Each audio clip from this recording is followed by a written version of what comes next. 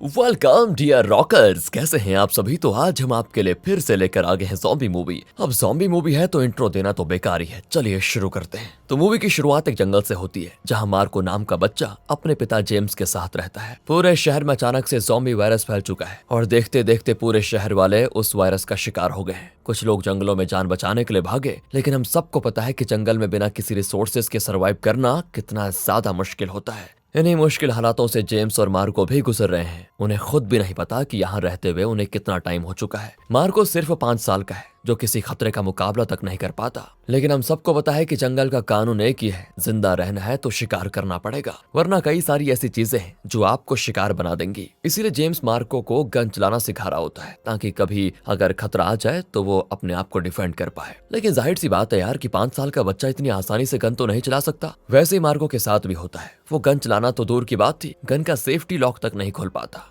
ये देखकर जेम्स को गुस्सा भी आ जाता है कि क्यों नहीं सीख पा रहा है ये, और वो मार्को को डांट लगाते हुए कहता है कि आखिर तुम्हें समझ में क्यों नहीं आ रहा, इतनी बार सिखाने के बावजूद भी तुम कर नहीं पा रहे हो, हद है। इस तरह गुस्से में वो सोने चला जाता है। और मार्को अपने पिता से काफी ज्यादा डरता था क्योंकि उसका इस दुनिया में उसके पिता के अलावा कोई है ही नहीं। माँ तो बेचारी काफी टाइम पहले गुजर गई है और तब तो मार्को को अकल तक ढंग से नहीं आई थी, इसलिए उसको नहीं पता कि उसकी माँ के साथ क्या हुआ। अब जेम्स मार्को को मोटिवेट करने के लिए एक कहानी अक्सर सुनाया करता है। कहानी के अनुसार एक जादुई फेरी है जो जंगलों में रहा करती थी। बच्चों को उससे काफी ज्यादा प्यार था और वो भी बच्चों को काफी ज्यादा पसंद किया करती थी। लेकिन एक दिन अचानक से वो फेरी कहीं गायब हो गई। उसके बाद से ही ज़ॉम्बीज़ ने पूरे शहर पर हमला शुरू कर दिया। जिस दिन वो फेरी मिल जाएगी उस दिन से सारे ज़ॉम्बीज़ खत्म हो जाएंगे। लेकिन फेरी को ढूंढना इतना आसान काम नहीं है। कहा जाता है कि एक ऐसा चुना हुआ बच्चा होगा जो स्टोन वैली के अंदर जाकर फेरी को ढूंढेगा, और वो चुना हुआ बच्चा कोई और नहीं, मार्को ही है। इसीलिए मार्को को ताकतवर बनना है, हिम्मत वाला बनना है, ताकि वो फेरी को ढूंढ पाए। दोस्तों, जेम्स ने यह कहानी मार्को को सिर्फ मोटिवेट करने के लिए बनाई है, और इसीलिए मार्को के दिल और दिमाग में बैठ चुका है कि मैं ही वो चुना हुआ बच्चा हूँ जो फेरी को ढूंढकर दुनिया को बचाएगा। मार्को के हाथ पर एक अजीब सा निशान भी बना होता है जो कि अल्फाबेट एम जैसा दिखाई देता है। वैसे मार्को का मानना है कि यही निशान देखकर मेरे पिता ने मेरा नाम एम से मार्को रख दिया। लेकिन दोस्तों, इस निशान का असली मतलब क्या है आखिरी में पता चलेगा। बहुत इंटरेस्टिंग चीज है। मार्को हमेशा जंगल के बाहर की दुनिया को देखना चाहता था। उसने तो आज तक कभी ज़ॉम्बी को अपनी आंखों से देखा भी नहीं, क्योंकि जेम्स हमेशा मार्को को बचा कर रखता है। और जंगल में जहाँ झोपड़ी बनाकर जेम्स रहता है ना, उससे ज्यादा दूर वो मार्को को जाने भी नहीं देता, क्योंकि क्या पता कभी कहीं से कोई ज़ॉम्बी आ जाए तो दिक्कत हो जाएगी। लेकिन जेम्स जब भी जानवर का शिकार करना चाहता है तो मार्को चुपके से झोपड़ी से बाहर आ जाता है और अपने आसपास के इलाके को एक्सप्लोर करने में लगा होता है। तो ऐसे ही एक्सप्लोर करते करते उसको थोड़ी दूर एक वैन दिखाई देती है। वैन के अंदर झांककर उसे कोई खिलौना मिलता है, तो खिलौना लेने के लिए मार्को वैन के अंदर चला जाता है। लेकिन तभी वहां पर निक नाम का एक बच्चा आता है जो कि इस वैन के अंदर अपनी माँ के साथ रहता है। निक एक स्पेशल चाइल्ड है। उसको डाउन सिंड्रोम नाम की बीमारी है। हालांकि वो मार्को से एज में थोड़ा बड़ा भी है, लेकिन अक्ल उसको मार्को से भी ज्यादा कम है। तो वो मार्को को वैन में देखकर खुश हो जाता है कि चलो कोई तो आ गया मेरे साथ खेलने के लिए। इसलिए वो दोनों आपस में वहां पर खेलने में लगे होते हैं। मार्को भी काफी टाइम के बाद किसी दूसरे बच्चे के साथ खेलकर बड़ा खुश होता है। फिर निक उसको अपना एक खिलौना भी देता है ताकि मार्को घर जाकर उस खिलौने के साथ खेल पाए। लेकिन जैसे मार्को घर की ओर जा रहा होता है तभी वहां पर निक की माँ पहुंच जाती है जिसके पास थी गन। इसीलिए मार्को उससे डर जाता है कि कहीं ये मुझे मार न दे। पर निक की माँ कहती है कि नहीं नहीं बच्चे, डरो मत, मैं तुम्हें नुकसान नहीं पहुंचाऊंगी। वो कुछ बेरीज भी दोस्तों मार्को को देती है ताकि बाद में वो उसको आराम से खा पाए। इसीलिए मार्को बेरीज को लेकर अपने घर आ जाता है, जहाँ जेम्स तो उस पर बहुत चिल्लाता है कि मेरे मना करने के बावजूद भी तुम घर से बाहर क्यों गए। देखो आज के बाद ऐसी गलती दोबारा की ना तो फिर मुझसे बुरा कोई नहीं होगा। मार्को भी दोस्तों डरते हुए कहता है कि माफ कर देना पिताजी, आगे से ऐसा नहीं करूंगा। मार्को जब से निक की माँ से मिला था उसको अपनी माँ की याद आने लग गई थी कि मेरी माँ कहाँ होगी, काश वो मेरे साथ होती तो कितना अच्छा होता, पता नहीं वो मुझे छोड़कर कहाँ चली गई। अब अगले सीन में मार्को अपने पिता को ढूंढ रहा होता है क्योंकि काफी टाइम हो गया था वो घर नहीं आए थे। वो उन्हें ढूंढते ढूंढते जंगल में थोड़ा दूर आ जाता है जहाँ उसके पिता की आवाज उसे सुनाई देती है। वो जैसे ही दूर से झांक कर देखता है कि उसके पिता क्या कर रहे हैं, और तब वो जो चीज देखता है ना उसके होश उड़ जाते हैं, क्योंकि उसके पिता ने निक की माँ को शूट करके मार दिया था। पर मार्को को समझ नहीं आता कि ये क्यों हुआ, आखिर मेरे पिता ने ऐसा किया क्यों। वो काफी ज्यादा घबराया हुआ होता है। उसके अंदर हिम्मत ही नहीं होती कि वो अपने पिता से कुछ भी सवाल कर पाए। इसके बाद रात को मार्को मोबाइल पर अपनी माँ की पुरानी वीडियोस देख रहा होता है, और ये वीडियोस तब की होती है जब वायरस फैलना शुरू हुआ था। उस वीडियो में मार्को की माँ कह रही है, न जाने मेरे बच्चे तुम ये देख भी पाओगे या नहीं, लेकिन अगर कभी तुम्हें ये वीडियो दिखी तो ये बात याद रखना कि मम्मा तुमसे बहुत ज्यादा प्यार करती है। मैं तुम्हें कभी छोड़कर नहीं जाना चाहती थी, लेकिन हालात ही कुछ ऐसे बन चुके हैं तुम्हारे पिता ने। लेकिन दोस्तों वो आगे कुछ कह पाती। यहीं पर वीडियो खत्म हो जाता है। वो आगे क्या कहना चाह रही थी वो तो रिकॉर्ड हो ही नहीं पाया। इसी वजह से मार्को को अक्सर लगता है कि कहीं मेरे पिता ने ही मेरी माँ के साथ कुछ गलत तो नहीं कर दिया, ठीक वैसे जैसे उन्होंने निक की माँ को मारा, कहीं उन्होंने मेरी माँ को भी तो नहीं मार दिया। आज तक मैंने कभी कोई ज़ॉम्बी नहीं देखा, कहीं ऐसा तो नहीं कि ज़ॉम्बी एग्जिस्ट ही नहीं करते। क्या पता मेरे पिता का दिमागी संतुलन बिगड़ गया हो, इसीलिए वो ज़ॉम्बीज वगैरह की बात करते हैं, जबकि ऐसा कुछ हो ही ना। इस तरह के ख्याल मार्को के दिमाग में आ जाते हैं। जब से उसने निक की माँ को मरते हुए देखा था ना, तो तब से उसके दिमाग में बस अपने पिता के प्रति शक पैदा हो गया है। और फिर मार्को अपने पिता के उठने से पहले घर से भाग जाता है और तुरंत निक को वैन में आकर मिलता है। कहता है कि ब्रो जल्दी यहाँ से सामान पैक करो, हमें भागना है यहाँ से। मार्को को लग रहा था कि कहीं उसके पिता उसे और निक को भी ना मार दे, तो निक कहता है कि मेरी मम्मा कहाँ है, मुझे उनके पास जाना है। हालांकि दोस्तों मार्को उसको बताता नहीं कि असल में क्या हो गया है तुम्हारी माँ के साथ। वो सिर्फ इतना कहता है कि तुम्हारी माँ जा चुकी है, वो कभी वापस नहीं आएगी, अब से हम दोनों को ही इस जंगल से बाहर निकलना होगा। दूसरी तरफ जेम्स की जब आंख खुलती है और घर में वो मार्को को नहीं पाता, तो काफी ज्यादा परेशान हो जाता है कि ये शैतान लड़का 1000 बार मना करने के बावजूद भी भाग जाता है। बताओ, वो पागलों की तरह मार्को को यहाँ वहाँ हर जगह ढूंढता है, सोचता है कि कहीं कोई ज़ॉम्बी मार्को को अपना शिकार न बना ले। लेकिन हर जगह छानबीन करने के बाद भी उसको मार्को कहीं दिखाई नहीं देता। इधर मार्को और निक जब आगे बढ़ रहे होते हैं, तभी उन्हें आसपास किसी के होने का आभास होता है। ऐसा लग रहा है कि कोई जंगलों से होते हुए उनके करीब आ रहा है। इस चीज से दोनों को घबराहट भी होती है। आखिर बच्चे जो ठहरे, तो वो तुरंत सामने खड़ी गाड़ी के अंदर छुपकर अंदर से दरवाजा बंद कर लेते हैं। तब उस गाड़ी को चारों तरफ से ज़ॉम्बीज घेर लेते हैं। ओह, यानी कि ज़ॉम्बीज सच में एग्जिस्ट करते हैं। और ये भी क्लियर हो गया है कि ये जेम्स के दिमाग का वहम नहीं था। मार्को बहुत ज्यादा डरा हुआ होता है कि ये सब क्या है। उसको कुछ भी समझ नहीं आ रहा होता है कि क्या करे, कैसे करे।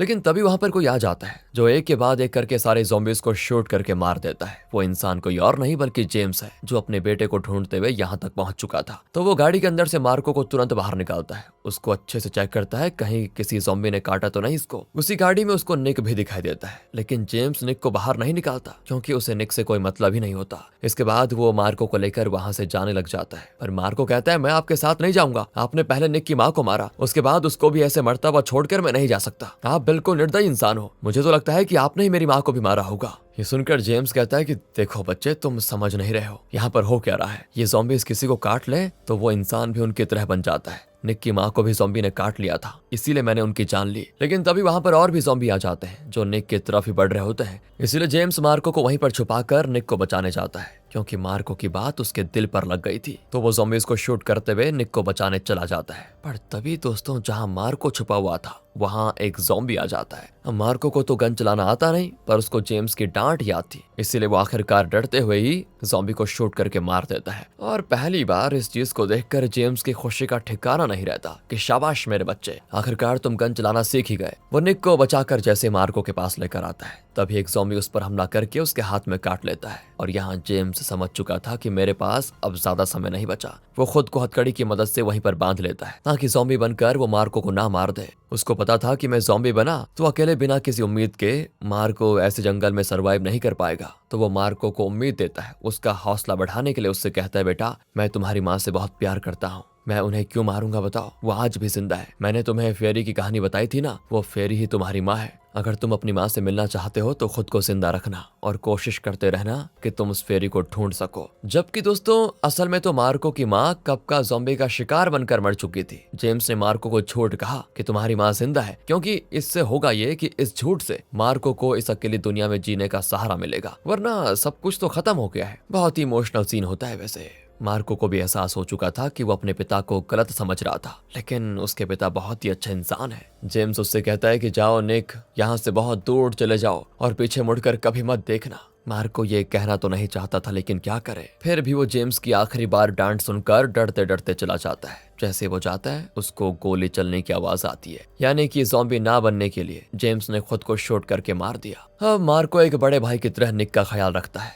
रात को उसे वही फेरी की कहानी सुनाकर सुलाया करता है, बिल्कुल एक मैच्योर इंसान की तरह। क्योंकि दोस्तों मैच्योरिटी एज नहीं बल्कि हालात और जिम्मेदारी सिखा देती है। यही चीज अब मार्को भी सीख चुका था। दोनों एक साथ काफी अच्छा टाइम स्पेंड करते हैं और निकल पड़ते हैं स्टोन वैली को ढूंढने के लिए। ताकि वहां जाकर वो फियरी को ढूंढ पाए। आगे बढ़ते हुए उनको एक आदमी दिखाई देता है जो इन्फेक्टेड नहीं होता। वो मार्को और निक को देखकर हैरान भी रह जाता है कि ऐसे हालात में 2 बच्चे अकेले सर्वाइव कैसे कर रहे हैं। इसीलिए वो दोनों बच्चों को खाने पीने की चीजें देकर उनसे पूछता है कि बच्चों कहाँ जा रहे हो तुम। मार्को कहता है कि हम स्टोन वैली जा रहे हैं। वो आदमी कहता है माफ करना बच्चों, इस सफर में तुम्हारा साथ देना तो मैं चाहता हूँ लेकिन दे नहीं सकता। तो वो उन्हें अपना घर भी दिखाता है जिसमें उसका पूरा परिवार ज़ॉम्बी बनकर कैद है। सिर्फ वो आदमी अकेला बचा हुआ है। वो अपने परिवार से बहुत प्यार करता है, इसीलिए वो उन्हें अपने घर में कैद करके रखता है और जानवर वगैरह खिलाया करता है ताकि वो जिंदा रहे, शांत रहे। मार्को भी इसके बाद उस आदमी का शुक्रिया अदा करके निक के साथ निकल जाता है आगे। अब आगे बढ़ते हुए वो दोनों एक स्टेशन पर पहुंच जाते हैं जो कि पूरी तरह से वीरान हो चुका था। तभी ट्रेन के अंदर से कई सारे ज़ॉम्बीज अपने हाथ बाहर निकालते हैं ताकि दोनों बच्चों को पकड़ पाए, लेकिन दोनों तुरंत अपनी जान बचाकर वहां से भाग जाते हैं। तभी वहां पर ज़ॉम्बीज की आवाज को सुनकर 2 आदमी पहुंच जाते हैं। उनके पास गन भी होती है। वो दोनों आदमी मार्को और निक को इन्फेक्टेड ना देखकर अपनी गाड़ी में डाल देते हैं, जो गाड़ी सीधे उन्हें आदमियों के ठिकाने पर रुकती है जहां कुछ और लोग भी मौजूद थे। उन लोगों का एक लीडर भी होता है। सारे लोगों को देखकर ऐसा लगता है कि अकेले रहते रहते सभी का दिमागी संतुलन थोड़ा बिगड़ चुका है। उनका जो लीडर होता है वो निक को देखकर ये समझने लगता है कि निक कोई एंजल वगैरह है जो हमें बचाने आया है, क्योंकि निक को डाउन सिंड्रोम होने की वजह से उसका चेहरा भी सभी को थोड़ा अलग लगा। इसीलिए वो निक को अपने साथ रखकर मार्को को काल कोठरी में बंद कर देते हैं। लेकिन मार्को ऐसे यहाँ पर बंद होकर नहीं रह सकता था। उसे टेंशन होती है कहीं ये लोग निक के साथ कुछ बुरा ना कर दे, इसलिए वो चुपके से नजर रखने लग जाता है कि असल में ये लोग निक के साथ क्या करेंगे। उन आदमियों का जो लीडर होता है उसके पास एक खराब रेडियो भी है जिसमें वो बार बार सेम चीज रिपीट करता है कि हम यहाँ फंसे हुए हैं, अगर कोई हमारी आवाज सुन पा रहा है तो हमें आकर बचा लो। अब रात को उन आदमियों में से एक बंदा मार्को को काल कोठरी से निकाल कर कहता है भाग जाओ बेटा यहाँ से, वरना हमारा लीडर तुम्हें मार देगा। इसलिए मार्को उसके सामने तो भाग जाता है, लेकिन थोड़ी देर के बाद वो फिर से उनके ठिकाने पर आता है और जब सभी सो रहे होते हैं तो वो चुपके से निक को भी अपने साथ लेकर निकल जाता है, बड़ी सावधानी और होशियारी से। अब आगे बढ़ते बढ़ते निक को प्यास भी लगती है तो मार्को उसको एक जगह छुपाकर पानी ढूंढने चला जाता है। सामने एक खंडर बनी बिल्डिंग होती है तो मार्को उस बिल्डिंग को एक्सप्लोर करता है इस उम्मीद में कि कहीं से पानी मिल जाए। फिर बिल्डिंग को एक्सप्लोर करते वक्त उसे कई सारे बच्चों के कपड़े और जूते बिखरे पड़े दिखाई देते हैं। मार्को के कपड़े थोड़े फट गए थे और जूते भी, तो वो उन्हें चेंज कर लेता है। साथ ही आधी खाली पानी की बोतल भी उसको मिल जाती है। इसीलिए वो जैसे ही पानी लेकर निक के पास जा रहा होता है ना, तभी उसे दूर से दोस्तों उन आदमियों का लीडर देख लेता है जो निक को देखकर उसे मारने की कोशिश करता है। वो कहता है कि अगर तुम हमें बचाने वाले एंजल होते तो ऐसे छोड़कर नहीं जाते, इसलिए तुम्हें मरना होगा। लेकिन वो उसे शूट कर पाता। तभी वहां पर 2 सोल्जर्स पहुंच जाते हैं जो उस लीडर और उसके साथियों को भी शूट करके फाइनली मार देते हैं। निक बच जाता है इससे, पर मार्को को कुछ समझ नहीं आ रहा होता है कि आखिर यहाँ हो क्या रहा है। वो उन सोल्जर्स के पास गया भी नहीं था कि उस लीडर की गन जो निक के पास ही गिरी हुई थी उसे निक खिलौना समझकर उठा लेता है और ऐसे ही वो गन सोल्जर्स के सामने कर देता है। सोल्जर्स की नजर जैसे निक पर पड़ती है उसे कुछ और दिखाई नहीं देता, बस गन दिखाई दे रही होती है जो किसी भी टाइम उस पर चल सकती है। इसलिए जल्दबाजी में वो सोल्जर गोली चला देता है और गोली सीधे लग जाती है निक को। बेचारा वहीं पर अपना दम तोड़ देता है। सोल्जर को भी काफी अफसोस होता है कि यार ये क्या हो गया मुझसे, ये सब इतना फास्ट हुआ कि मुझे कुछ समझ नहीं आया। लेकिन दूर खड़ा मार्को ये चीज बर्दाश्त नहीं कर पाता।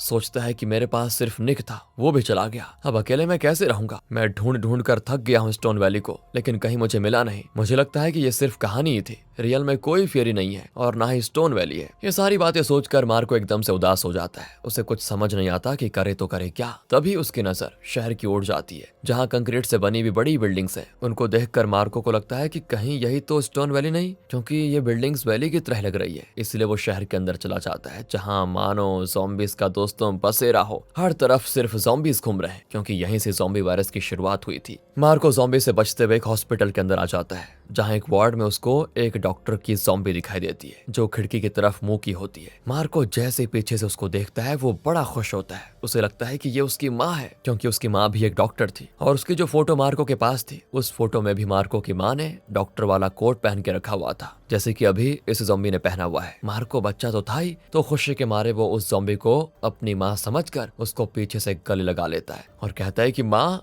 अब से आप मुझे छोड़कर कहीं मत जाना, मैं हमेशा आपके साथ रहना चाहता हूँ। लेकिन वो तो ठहरी एक ज़ॉम्बी, वो तुरंत बेचारे मार्को को हाथ में काट लेती है। जिससे अब जाकर मार्को को पता चलता है कि उससे गलती हो गई। उसने एक ज़ॉम्बी को अपनी माँ समझ लिया, लेकिन ये गलती तो उससे हो गई थी। उसकी भरपाई करने का दूसरा मौका उसको नहीं मिलेगा। वो रोते हुए उस वार्ड से बाहर आ जाता है और डॉक्टर ज़ॉम्बी से बचने के लिए वार्ड का दरवाजा बंद कर देता है। मार्को एकदम से टूट चुका था कि सब खत्म हो गया, कुछ नहीं हो सकता, अब मैं भी ज़ॉम्बी बन जाऊंगा। तभी वहां पर कई सारे सोल्जर्स आने लगते हैं, क्योंकि सोल्जर को ऑर्डर दिया गया था कि शहर के अंदर जितने भी ज़ॉम्बीज हैं उन्हें मारकर बिना इन्फेक्टेड बच्चों को फैसिलिटी में लाया जाए। लेकिन बच्चों को क्यों ले जाया जा रहा है, ये हमें थोड़ी देर में पता चलेगा दोस्तों। वहीं पर किसी मंत्री का होलोग्राम भी मौजूद होता है, जो ज़ॉम्बीज को मारने के लिए सोल्जर्स को ऑर्डर दे रहा था। मंत्री उसे कहता है कि हमने सारी उम्मीदें तो खो दी है, लेकिन सिर्फ आखिरी उम्मीद बची हुई है। अगर हमें वो चुना हुआ बच्चा मिल गया तो वो दुनिया को ज़ॉम्बी वायरस के खतरे से बचा लेगा। तभी वहां पर एक महिला सोल्जर आती है, जो मार्को को देख लेती है और उसे पता चल जाता है कि मार्को इन्फेक्टेड है। तो वो उसे शूट करने की कोशिश करती है, लेकिन मार्को उसे गले लगाते हुए कहता है, मैं अपनी माँ को ढूंढ रहा था,